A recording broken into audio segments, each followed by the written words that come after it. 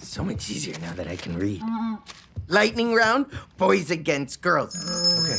There's no question about it, Olaf. You definitely stole the show in Frozen 2. You're seriously the cutest and smartest snowman ever. We love all your philosophical questions, and we loved your song about growing up and all your random facts. But the best part was when you told the Northuldrans and the Arendelle soldiers all about the first movie. Your reenactment had us cracking up. Olaf fans simply adored the post-credit scene of Frozen 2. It wasn't just funny, though. Keep watching to find out what the post-credit scene revealed about Olaf and Elsa's magic.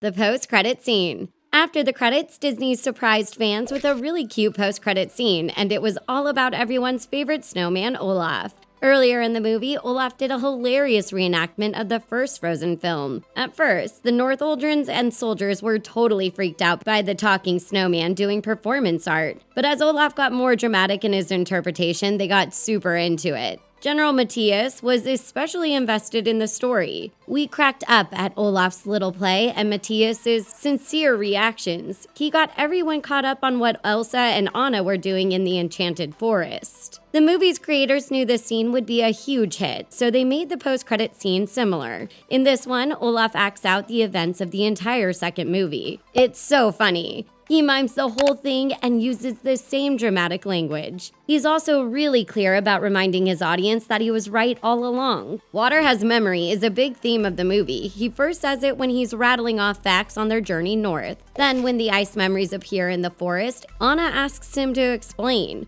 Water is always recycled, and it collects memories. In the post-credit scene, Olaf explains that's how he was able to come back to life. He's a snowman after all, and snow is just frozen water.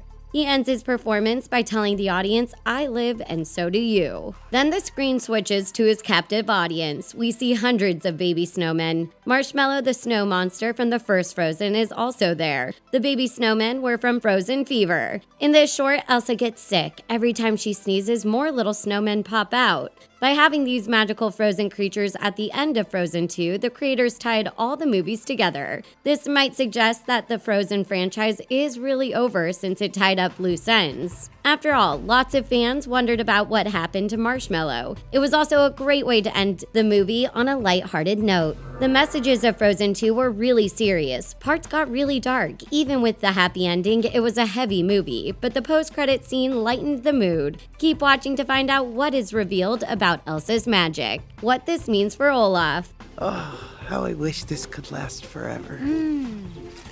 And yet change mocks us with her beauty. Olaf spends a lot of the movie worrying about change and growing up, but the post-credit scene proves that he's maturing. Olaf was technically the first creature created by Elsa's magic. They imagined him as a child. He appeared as an effect of Elsa letting it go in the first movie. Marshmallow came next, and then the baby snowman. Olaf has developed more consciousness than the others because he's older. He's also around humans all the time. Olaf appears to be a father-like figure to these other snow creatures, or maybe a big brother. They seem to really respect him and look up to him. What this means about Elsa's magic. We learned in Frozen 2 that Olaf is linked to Elsa's magic as the fifth spirit. When Elsa freezes, Olaf flurries away. Elsa's spirit, nature, is what keeps him alive. That means that she's even more powerful than the other spirits. She can literally create life, and she doesn't always do it intentionally. That's a huge responsibility for Elsa.